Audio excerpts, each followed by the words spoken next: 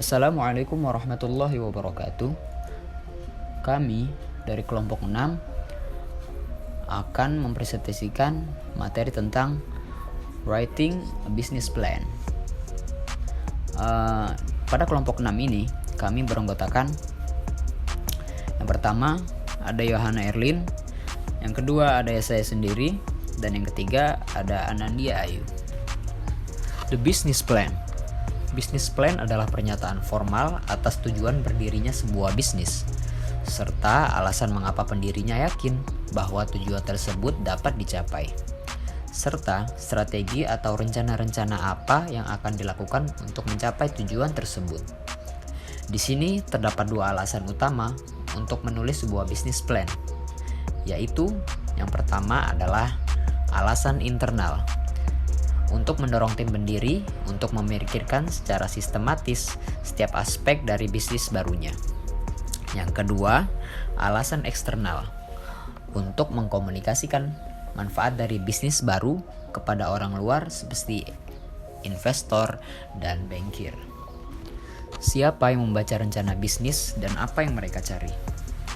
Terdapat dua audiens utama untuk bisnis plan perusahaan.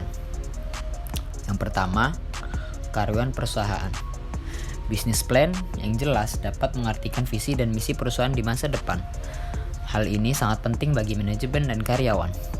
Bisnis plan yang ditulis dengan jelas dapat membantu karyawan perusahaan untuk beroperasi secara konsisten dan terarah untuk mencapai visi dan misinya. Yang kedua, investor dan pemangku kepentingan eksternal lainnya.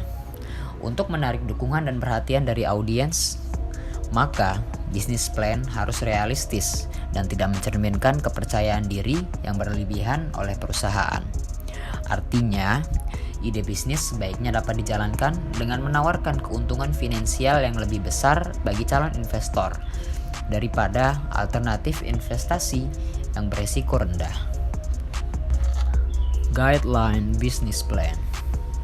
Ada beberapa pedoman penting yang akan mempengaruhi penulisan rencana bisnis. Penting untuk diingat bahwa rencana bisnis perusahaan biasanya merupakan aspek pertama dari usaha yang diusulkan yang akan dilihat investor. Di sini terdapat beberapa hal yang tidak boleh dilakukan oleh seorang pembisnis. Yang pertama adalah pendiri dengan tidak ada uang sendiri itu berisiko. Jika para pendiri tidak bersedia untuk mendapatkan uang mereka sendiri dalam risiko, mengapa orang lain harus? Yang kedua, rencana yang dikutip dengan buruk. Sebuah rencana harus dibangun dengan atas bukti yang kuat dan penelitian yang baik, bukan tebakan atau apa pengusaha berpikir akan terjadi. Sumber untuk semua penelitian primer dan sekunder harus dikutip. Yang ketiga, mendefinisikan ukuran pasar juga secara luas. Mendefinisikan pasar untuk usaha baru terlalu luas menunjukkan bahwa pasar sasaran yang sebenarnya belum teridentifikasi dengan jelas. Misalnya, mengatakan bahwa usaha baru akan menargetkan industri musik tidaklah membantu. Peluang pasar perlu didefinisikan dengan lebih baik. Tentunya, usaha baru ini akan menargetkan segmen atau pasar tertentu di dalam industri. Yang ketiga, keuangan yang terlalu agresif. Banyak investor langsung beralih ke bagian rencana ini. Proyeksi yang beralasan buruk atau optimis yang tidak realistis kehilangan kredibilitas. Sebaliknya, pernyataan yang bijaksana dan beralasan yang didukung oleh penelitian dan penilaian yang baik mendapatkan kredibilitas yang tepat dan cepat. Dan yang terakhir adalah kecerobohan di area manapun. Tidaklah bagus untuk membuat pembaca melewat kesalahan ketik, neraca yang tidak seimbang, atau kecerobohan di area manapun. Jenis kesalahan ini dianggap tidak memperhatikan detail dan merusak kredibilitas pengusaha. Struktur business plan. Yang pertama, ringkasan eksekutif. Yang kedua, latar belakang perusahaan. Yang ketiga, analisis pasar dan pemasaran. Yang keempat, analisis produk. Yang kelima, analisis SDM. Yang keenam, analisis keuangan. Yang ketujuh, rencana pengembangan usaha. Dan yang terakhir, risiko usaha. Konten business plan. Rencana bisnis harus memberikan informasi yang jelas dan ringkas tentang semua aspek penting dari usaha baru yang diusulkan. Harus mencakup panjang untuk memberikan informasi yang cukup, namun cukup pendek untuk menjaga minat para pembaca. Untuk sebagian besar paket, angka 25 hingga 35 halaman, dan biasanya mendekati 25 dari 35 halaman sudah cukup. Informasi pendukung seperti resume para wirausahaan pendiri dapat muncul di lampiran.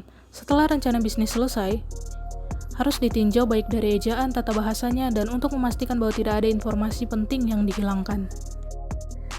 Gaya atau format bisnis plan ada 3, yaitu yang pertama ringkasan rencana bisnis, yang kedua rencana bisnis lengkap, yang ketiga rencana bisnis operasional.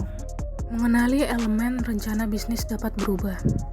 Wawasan baru selalu muncul ketika pengusaha membenamkan diri dalam menulis rencana dan mulai menerima umpan balik dari orang lain. Proses ini berlanjut sepanjang hidup perusahaan dan mewajibkan wirausahawan untuk tetap waspada dan terbuka terhadap wawasan dan ide baru. Karena rencana bisnis biasanya dapat berubah saat sedang ditulis. Muncul aliran pemikiran yang menentang gagasan menulis rencana bisnis dan menganjurkan eksperimen dan pembelajaran uji coba yang diperoleh melalui umpan balik pelanggan atas perencanaan formal. Garis besar rencana bisnis. Garis besar rencana bisnis. Garis besar yang disarankan dari rencana bisnis lengkap dapat dilihat pada tabel 6.2. Rencana khusus dapat bervariasi tergantung pada sifat bisnis dan kepribadian perusahaan pengusaha pendiri. Kebanyakan rencana bisnis tidak memasukkan semua elemen yang diperkenalkan pada tabel 6.2. Kami memasukkannya di sini untuk tujuan kelengkapan. Menjelajahi setiap bagian rencana bisnis. Halaman sampul dan daftar isi. Halaman sampul harus menyertakan nama, alamat, dan nomor telepon perusahaan, tanggal informasi kontak untuk pengusaha utama, dan alamat situs web perusahaan jika ada. Ringkasan eksekutif merupakan gambaran singkat dari seluruh rencana bisnis untuk memberikan pembaca informasi terkait ciri khas suatu usaha baru tersebut. Analisis industri yang merupakan deskripsi yang harus meliputi data dan informasi tentang berbagai karakteristik industri sebagai ukuran, tingkat pertumbuhan, dan proyeksi penjualannya. Deskripsi perusahaan dimulai dengan penjelasan umum tentang perusahaan. Analisis pasar untuk memecah industri menjadi beberapa segmen dan nol pada segmen tertentu atau pasar sasaran yang akan dicoba oleh perusahaan menarik. Ekonomi bisnis. Bagian ini memulai analisis keuangan suatu bisnis yang selanjutnya disempurnakan dalam proyeksi keuangan. Kemudian, rencana pemasaran. Dalam rencana pemasaran akan berfokus terkait bagaimana bisnis akan memasarkan dan menjual produk atau jasanya. Hal ini berkaitan erat dengan pemasaran dalam hal harga, promosi, distribusi, dan penjualannya. Kemudian, rencana operasi. Dalam rencana operasi akan berfokus terkait bagaimana bisnis akan dijalankan dan bagaimana produk atau jasa tersebut diproduksi dan disediakan. Kemudian, tim manajemen dan struktur perusahaan. Tim manajemen perusahaan baru biasanya terdiri dari pendiri dan beberapa personil manajemen kunci. Profil singkat dari masing-masing anggota tim manajemen harus disediakan, dimulai dengan perusahaan pendiri atau pendiri. Setiap profil harus menyertakan informasi sebagai berikut. Ada 5 informasi penting yang harus tercakup dalam profil singkat tersebut, yaitu judul posisi, tugas dan tanggung jawab posisi tersebut, industri sebelumnya, dan pengalaman terkait. Keberhasilan sebelumnya, latar belakang pendidikan. Kemudian ada jadwal keseluruhan. Dalam jadwal keseluruhan akan menunjukkan acara apa yang diperlukan untuk meluncurkan bisnis yang baik. Jadwal harus dalam format tonggak penting untuk mengukur kesuksesan bisnis. Kemudian ada proyeksi keuangan. Hal yang harus dimasukkan seperti sumber dan penggunaan, laporan dana, serta lembar asumsi. Kemudian lampiran materi, yang termasuk resume dari tim manajemen puncak, foto atau diagram produk atau prototipe produk, data keuangan tertentu, dan proyeksi riset pasar. Kemudian langkah terakhir adalah menyatukan semuanya. Mempresentasikan rencana bisnis kepada investor. Jika rencana bisnis berhasil menarik minat calon investor, maka langkah selanjutnya adalah bertemu dengan investor dan mempresentasikan rencana tersebut secara langsung. Investor biasanya ingin bertemu dengan pendiri perusahaan, karena investor pada akhirnya mendanai hanya beberapa usaha. Para pendiri perusahaan baru harus memberikan kesan positif pada investor. Presentasi lisan dari rencana bisnis. Aturan pertama dalam membuat presentasi lisan adalah mengikuti petunjuknya. Jika seorang investor memberitahu seorang pengusaha bahwa dia memiliki 1 jam, dan jam itu terdiri di presentasi 20 menit dan periode tanya jawab 40 menit. Presentasi tidak boleh lebih dari 20 menit. Presentasi harus lancar dan terlatih dengan baik. Slide harus tajam dan tidak berantakan dengan materi.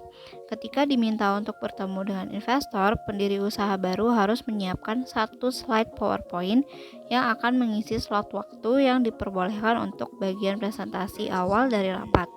Format yang sama berlaku untuk kebanyakan rencana bisnis kompetisi. Pertanyaan dan umpan balik yang diharapkan dari investor. Baik dalam pertemuan awal atau pada kesepakatan berikutnya, seorang wirausahawan akan ditanyai sejumlah pertanyaan oleh calon investor. Pengusaha cerdas memiliki ide yang kuat tentang apa yang diharapkan dan siap untuk pertanyaan ini. Karena investor sering dianggap sangat kritis, mudah bagi seorang pengusaha menjadi berkecil hati, terutama jika investor tampaknya membuat lubang setiap aspek dari rencana bisnis. Dinamika yang sama menggambarkan seisi tanya jawab yang mengikuti presentasi dalam kompetisi rencana bisnis. Faktanya, seorang investor yang mampu mengidentifikasi kelemahan dalam rencana bisnis atau presentasi membantu pengusaha. Ini karena pengusaha bisa mengambil masukan dari investor ke dalam hati dan menggunakannya untuk meningkatkan rencana bisnis dan atau presentasi.